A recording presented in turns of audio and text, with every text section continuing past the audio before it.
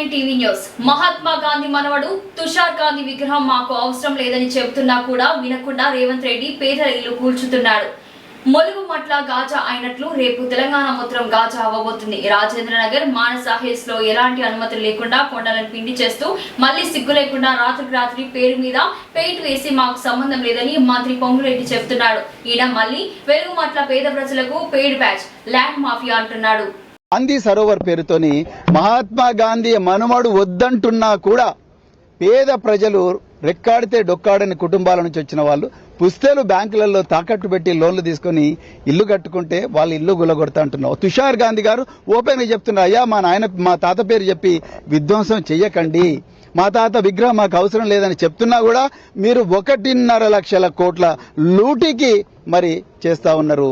ఇదంతా కూడా తెలంగాణ ప్రజలు గమనించాలి. వెలుగుమట్లలో విధ్వంసమైనట్టు వెలుగుమట్ల గాజా అయినట్టు రేపు తెలంగాణ అంతా కూడా గాజా కాబోతున్నది.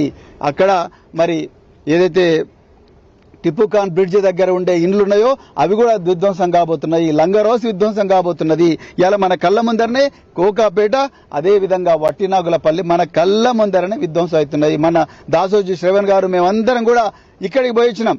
ఇక్కడ మానస హిల్స్ పోయి అక్కడ కూడా ఓపెన్ గా విధ్వంసం అవుతుంది. సిగ్గు లేకుండా మళ్ళీ పొంగులేటి శ్రీనివాసరెడ్డి గారు అంటున్నారు ఆ మానస రాఘవ కన్స్ట్రక్షన్ సంబంధం లేదంటున్నారు. అయ్యా శ్రీనివాసరెడ్డి గారు, మీరు ఎట్లా మాట్లాడుతున్నారో అసలు అర్థం కావడం లేదు.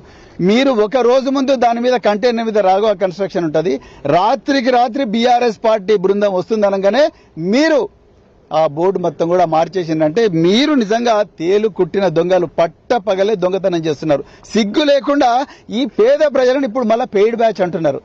పేద ప్రజలను ల్యాండ్ మాఫియా అంటున్నారు. నిజంగా ల్యాండ్ మాఫియా ఎవరు? వట్టినాగులపల్లి గుట్టలను మింగుతున్నది ఎవరు?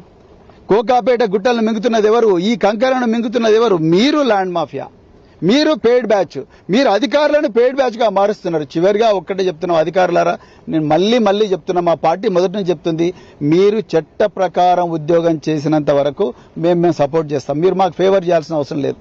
మీరు చట్ట ప్రకారం ఉద్యోగం చేయండి. లేకపోతే మాత్రం రాబోయే రోజుల్లో బీఆర్ఎస్ పార్టీ అధికారంలోకి వచ్చిన తర్వాత అదే చట్ట ప్రకారంగా మీ అందరి మీద కూడా ట్రిబ్యునల్ వేసి మీ అందరి మీద యాక్షన్ తీసుకుంటాం.